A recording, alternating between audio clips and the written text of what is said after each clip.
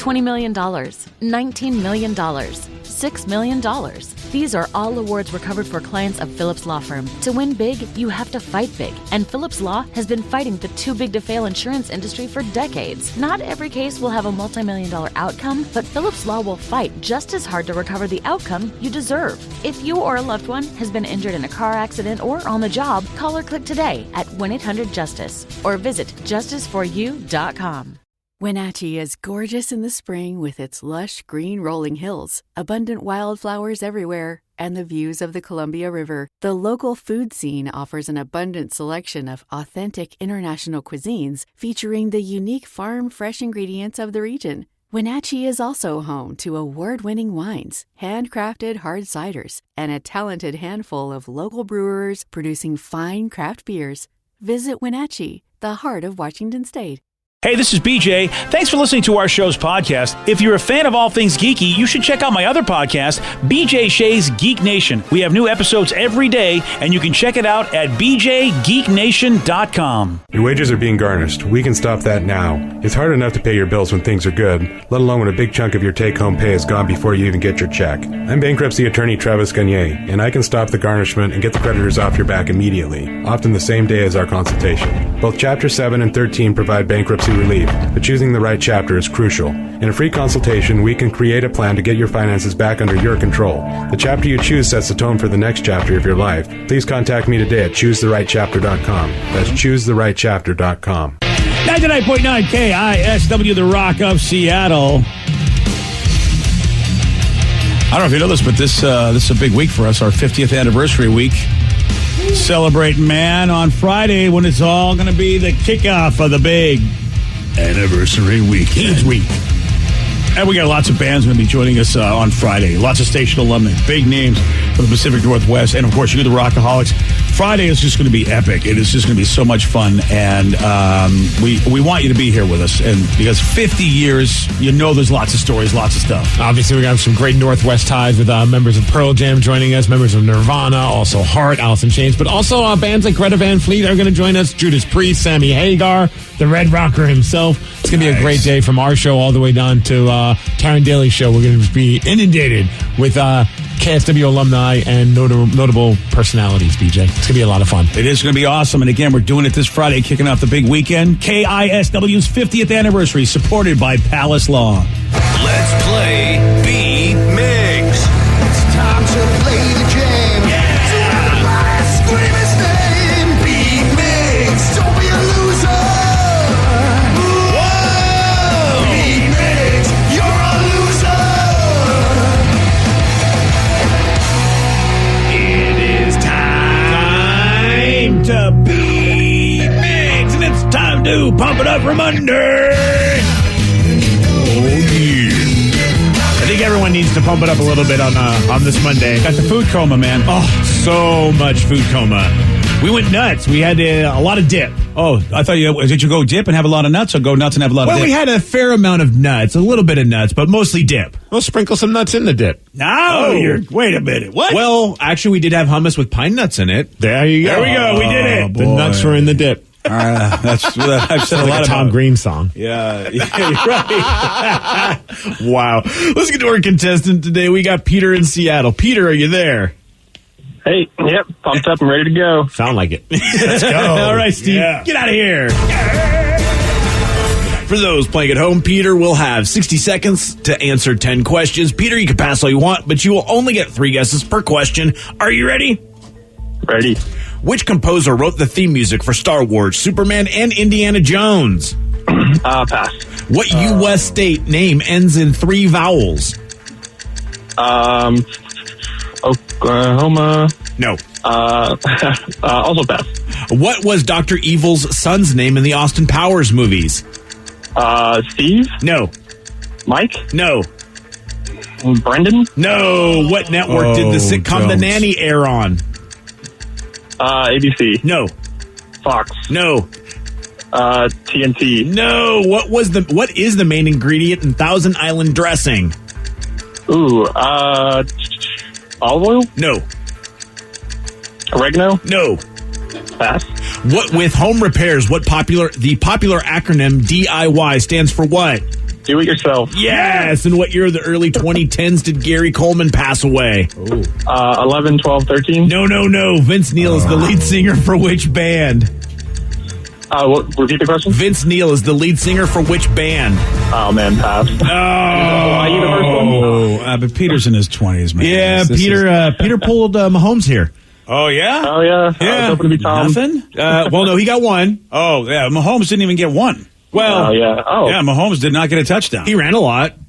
Okay. You know what? I love it when you try to do sports. I tried. Yeah, you know what? You you did try. Efforts were made. Efforts were not really made either. And, Yeah. well, I mean, Did you watch the game or just eat food I yesterday? watched the entire game. And I mean, he did. He ran around. That does not mean he's...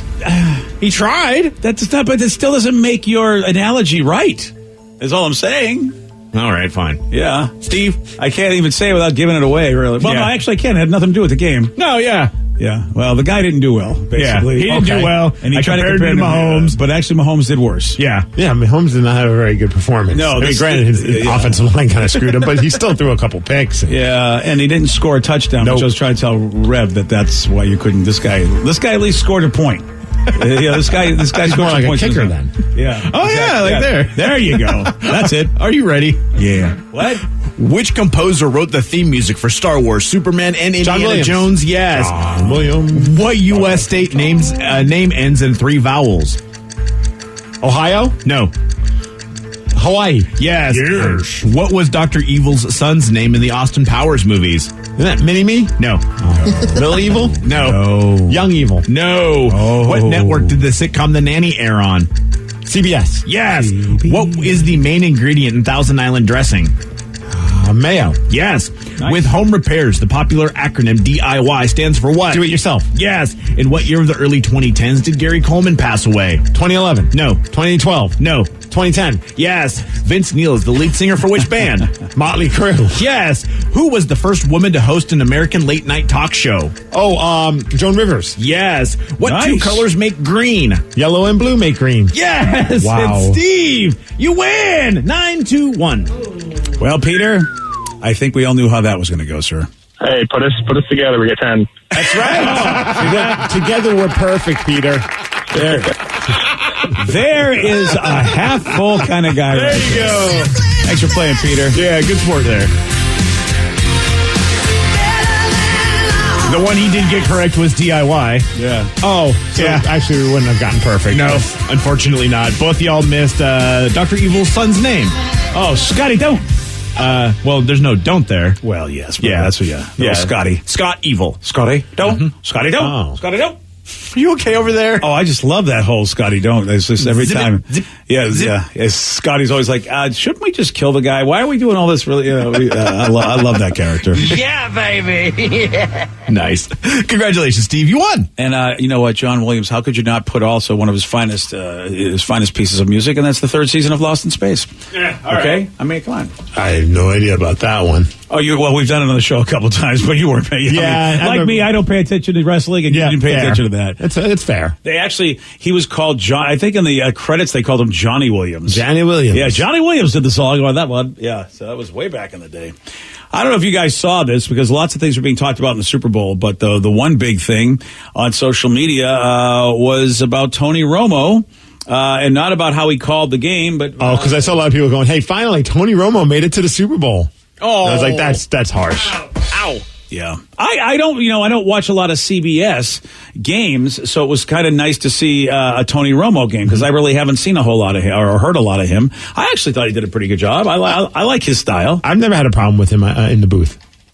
and people were saying, "Hey, did you notice? It looked like he peed himself." And it's like, what? Someone even texted and said, "Hey, you guys got to talk about Tony Romo's pee spot." This is so tough, man. I feel for him. Yeah, as some fans noticed, and of course we have people blew it up and threw it on the internet, and it looks he's got gray pants on, which, I mean, whenever you wear light-colored pants, man, it's going to show everything. And right by the crotchal area, it looks like he's got a pee spot. Well, in all fairness, it happened during halftime. I mean, Yeah. probably the weekend's performance just got to him. Yeah, that's what He it didn't want to is. go to the bathroom, so he just kind of held it. You know what really sucks is if you do drop anything on your pants in your groinal area that's got oil or base, it looks like a pee spot. Or anything, anything. Water. I mean, I've had that happen before where I was like filling up water and it spilled like on the counter and I leaned because of my height. So all of a sudden it's just like a giant wet spot and I'm like, great. And I'm not wearing, if you're wearing dark black pants or dark blue pants, you're pretty much in the clear. But like I'm wearing now like a brownish color pants. When I've done that, oh man, it looks like I just wet myself. So I don't know if it's actually a pee spot. It looks like a pee spot though. It's in the right area. And it's got like that little circle, like as if like you didn't fully shake before. Oh, that's like, Tony, we're going on the air.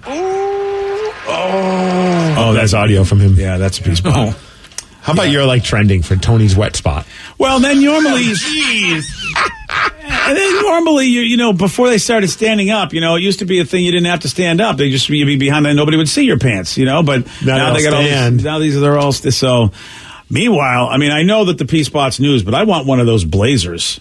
Why? Because it's got the CBS logo on there. What are you going to do with that? You're going to walk around wearing a CBS logo blazer? I would. Bruce Arians even said, who's the coach, but he used to work for CBS before he got back into coaching again. How about that deal, by the way? You'd think he was out of football forever, and then his 94-year-old mother told him to get back into it? Yeah. And then he goes on to win the Super Bowl. But he told them, he goes, hey, guys, still got my blazer. It's still in my closet. And I'm like, what are you going to do with this blazer? I would You're going to be a poser, man. Yeah, look at that. I don't care. Hey, what are you hoping? You're going to get like a discount at the restaurant you go to? Well, I don't know. You figure that people, if you're walking with a CBS blazer, I bet somebody might treat you good. I can't imagine anybody that has a CBS blazer actually wears it outside of being on CBS. Look, I don't think Tony Romo goes to like a steakhouse after the game and keeps his blazer on. I think he probably changes. What about the Masters green jacket? Wouldn't you wear that everywhere? Oh, I mean, me, yes. Yeah. But I don't think anyone that actually has skill or talent ever wears that. And bless you. Thank you. See, I would wear those things everywhere, man. It's a trophy you can wear. I'm with you, man. Like,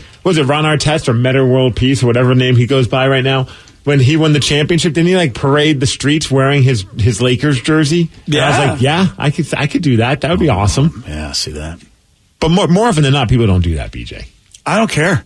That's a CBS blazer. It looks smart too. I feel like if I went on a date with somebody, like, you know, that was what I wear on the first date with somebody, I'd wear my CBS blazer. Well, what if she works at NBC and then all of a sudden it's like gang wars? Oh man, that's good. That could be a problem. I might have to tell her, you know, it's over.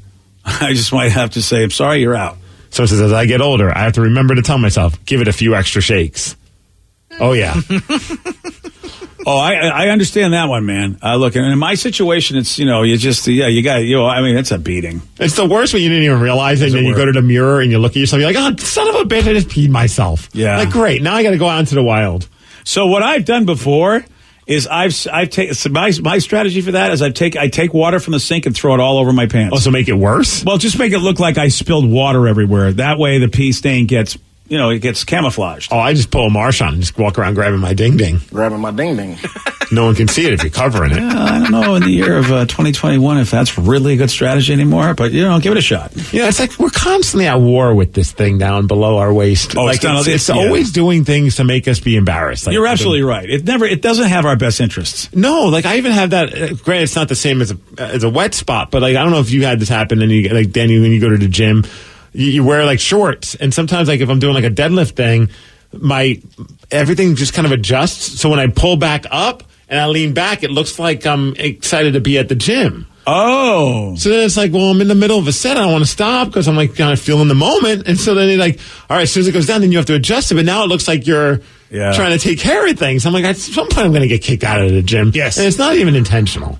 Yeah, I not having been to the gym, I really don't know that phenomenon. Yeah, see, this is why I don't go to the gym and work out. Good call. Yeah, it's Rev totally and I afraid of that. We you know how it looks. We don't want to be in trouble. I wear a jock strap now. Oh, look at you, fancy. With the piece in there in case anyone wants to kick me. I'm sure you're probably supposed to be wearing at least a jock strap. At the gym? I think you probably are supposed to be, but we just don't do it anymore. You're right. And a CBS jacket. And a CBS blazer. I'd be wearing that. If I went to the gym, you know I'm rocking my CBS blazer. That is actually the required... and that's all I'm going to wear. I'll just wear a blazer and a jock strap. I'll be ready for the gym. Oh, dear. Sir, is that all you're wearing? Yeah, that's all I'm wearing. CBS blazer. Bitch, what are you going to do?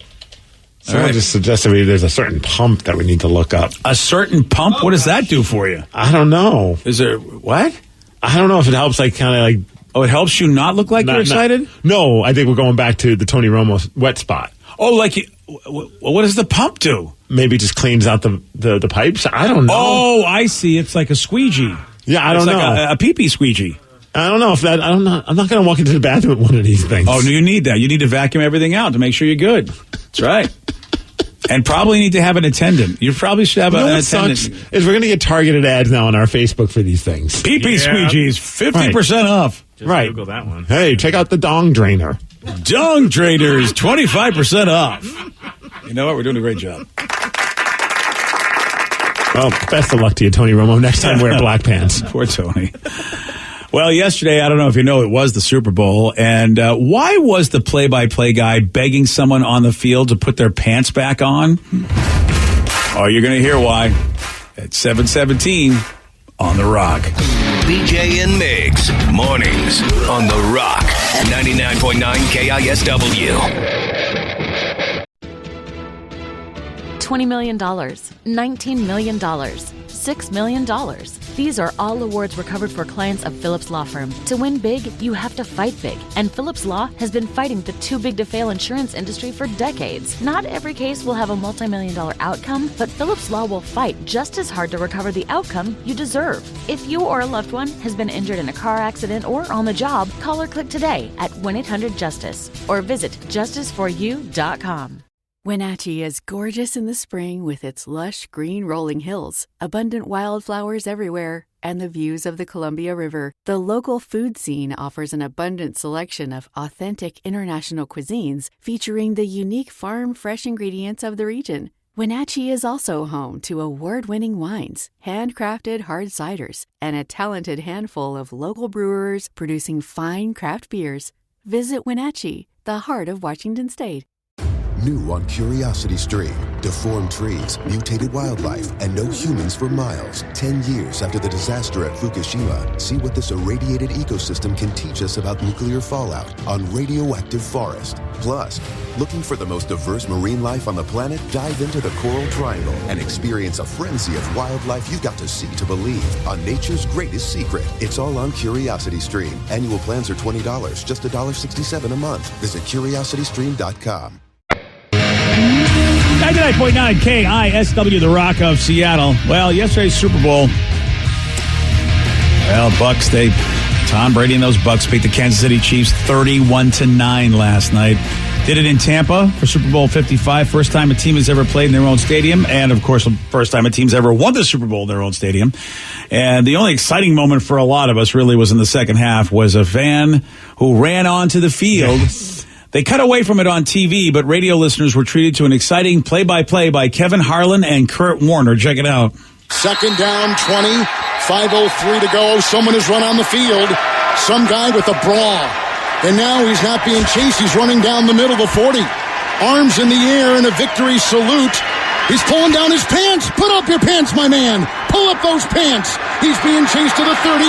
He breaks a tackle from a security guard. The 20, down the middle, the 10, the 5. He slides at the 1, and they converge on him at the goal line. Pull up your pants. Take off the bra and be a man. And the players with hands on hips at the other end of the field are looking at him and shaking their head and saying, why, oh, why is this taking place in a Super Bowl? And Kevin, if you're going to run that far, get into the end zone. Don't slide at the 1. You got to score once you got on the field. Get into the end zone, my man. Lord, now they're cuffing him. But pull up his drawers, whatever you do. 5:03 to go, timeout on the field. Well, in all fairness, he was running when the Chiefs were on the offense, so he thought it would be perfect for him not to score a touchdown to stay in. I did notice that, too. With Kurt Warner, I'm like, wow, he got stopped at the goal line. They really had a good goal line defense, those security guards. Did the Russell Wilson slide at the 1 yard line? I'm like, dude, you got to barrel through and get the touchdown. If you're going to do this, you might as well say you scored a touchdown. Yeah, it's a good point. And also, if you got your pants down and you're going to slide, that's some burn.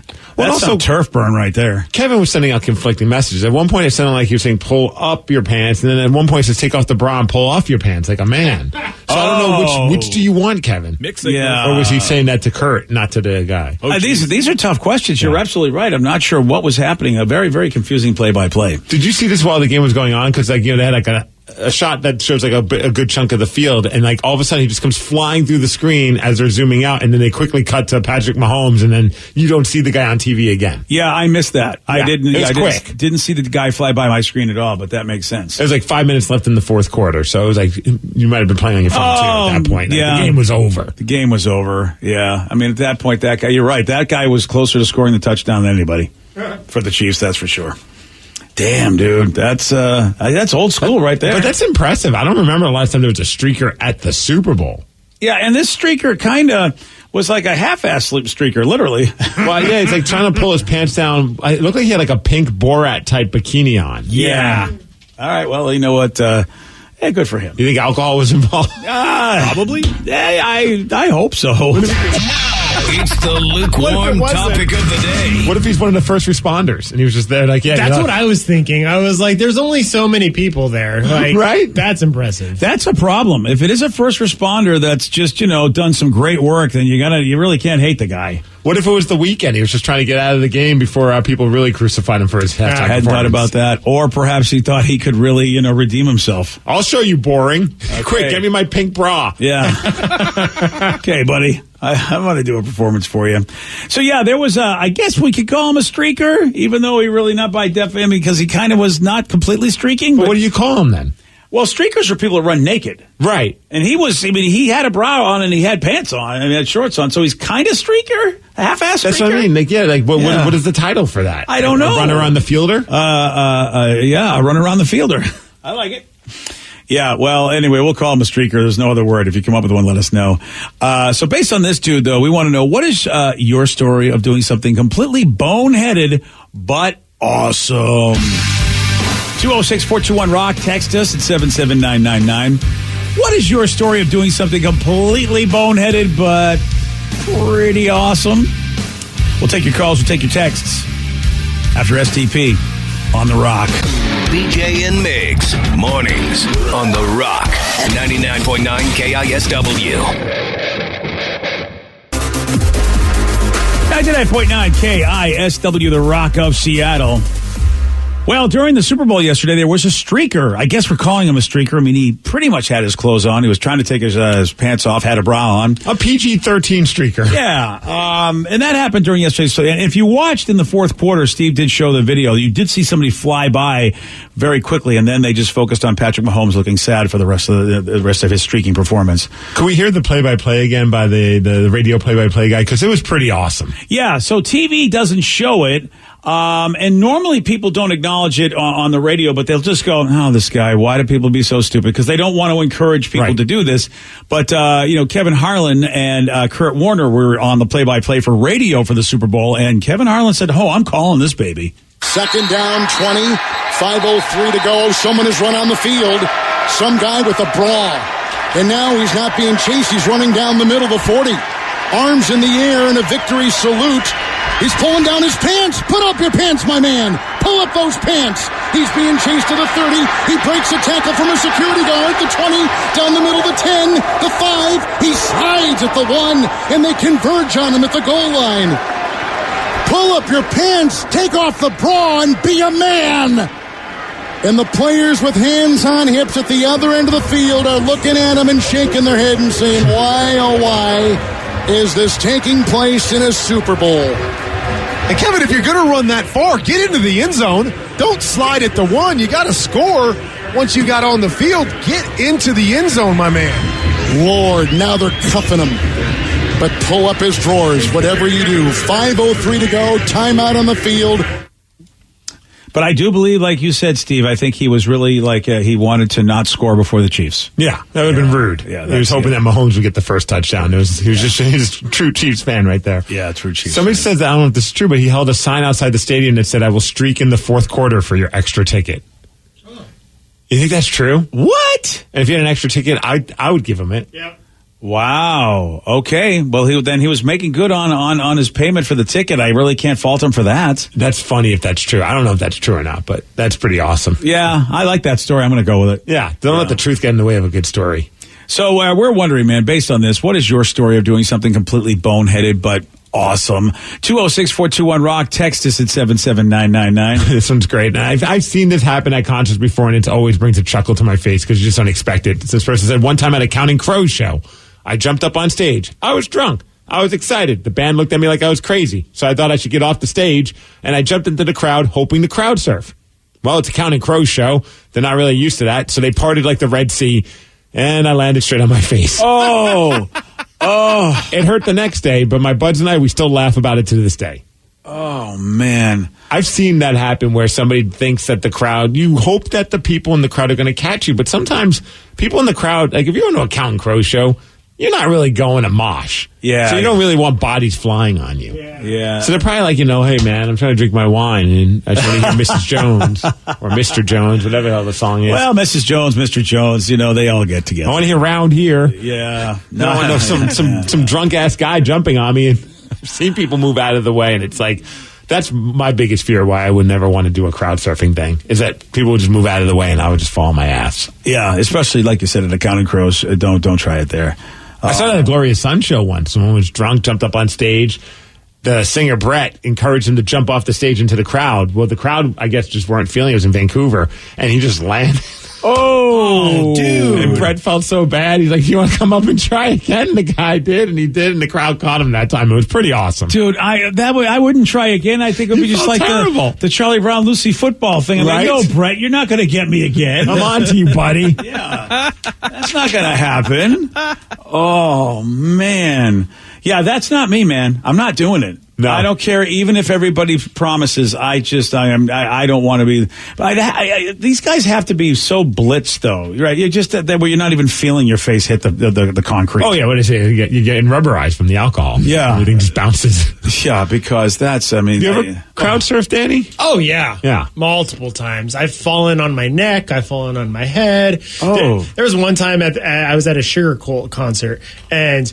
I was going, but they were just overwhelmed, the security, with too many crowd surfers at one time because it was like the final song, and they just missed me completely. And I fell between the barricade and the stage, right on my neck. Saw stars. Mm-hmm. It was to the point of where the guitarist Marco came down as he was playing. He was like, "Are you okay, dude?" And I was like, I think I'm fine. And then after the show, I went and got an autograph, and he's like, "Dude, I saw that. That looked harsh." And I was like, "Yeah, it hurt." Yeah. Well, you got to hang out with the band afterwards. Yeah, I was like, "This is awesome. I'm worth it." Dude, yeah, I mean, seriously. You got sweet boobs or land on your head. That's the only way you can meet the band. Yeah, yeah. I mean, yeah. Oh, you have a neck injury. You could be paralyzed. All right, here's an autograph, kid. Right. Yeah. Sign this waiver. I still have back problems because of it, but whatever. Right. We'll sign this if you sign this.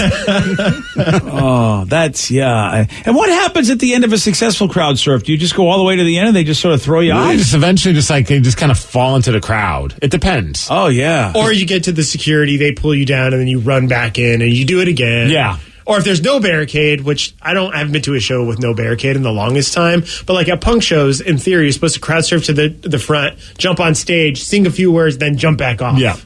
Wow. Just depends on the crowd that you're in and the show that you're in. Some make it all the way to the end of the room. Some only last a couple people in there, or sometimes security pull them in. Like one person says, I was part of a crowd surf race at a Bloodhound Gang show. That's my big boneheaded but awesome moment. I did not win because the crowd dropped me. Oh. I've been to a Bloodhound Gang show where they do that. That's like a thing that they do, where they'll bring a couple people on stage and they just have fun with the crowd. Like I've seen them actually bring someone up on stage and just like, you have until the end of the song to pee your pants, and if you do, you get $20. Nice. And they put you in like a kiddie pool so that way the stage doesn't get destroyed. Oh, all right. Well, considerate. Right. They're very considerate for the stupid things that they do. Yeah. But they did also the crowd surf race, and it was at Deviate, that old club here in Seattle, and it was like the most exciting part. It was like watching like the hydroplanes at a Mariners game. You're like, come on, let's go. Get this guy over to the front. One guy's winning, the other guy's getting closer. It's stupid, but like the band's playing while they're doing this. It was so much fun. That's awesome. That is, you know what? These are alcohol games right there. Yes. Can I ask who cleans the kiddie pool and who has to? Is there some poor bastard roadie that has to deal with that? Does that go on tour with them? I sure hope they just buy it and toss it. Like it's part of the rider. I wouldn't even for each show we need a kiddie pool because you got to take it off the stage. Whose poor job is that? Probably their roadie. Oh, it's a glamorous life, BJ. It really is, man. I mean, I'm sure roadies could say, "Oh, we've seen worse, buddy." We would love to just only have pee kiddie pool duty. That would be great. Could you imagine? Like he's like, "Yeah, man, I got hired to be a roadie for the Bloodhound Gang. I bet they have a record called Hooray for Boobies. This is going to be just nonstop action. Hanging out with the groupies and stuff." And then you find out your job is to clean up the kiddie pool. 206-421-ROCK. Text us at 77999.